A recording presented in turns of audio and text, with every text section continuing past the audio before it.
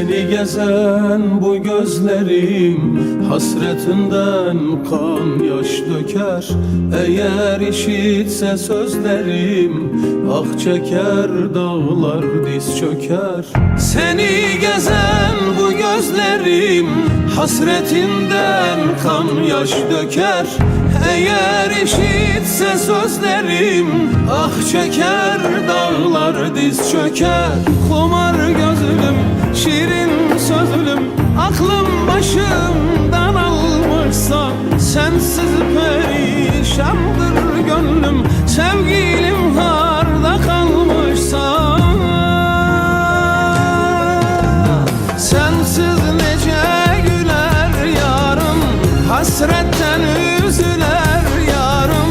Sensizliğe dayanamaz demir selvi öler yarım. Senden insaf diler yarım, gözyaşım kim siler yarım.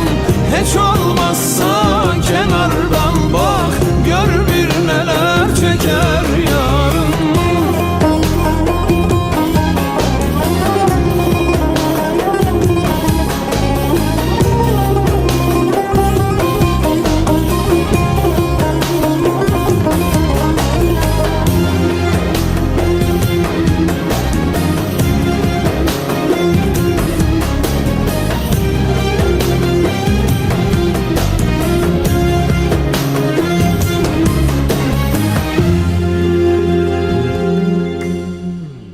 Çiçekleri kokuyuram, gönlüm senin kokun duya. Geceler rüyamda görüp danışıram maya suya. Çiçekleri kokuyuram, gönlüm senin kokun duya.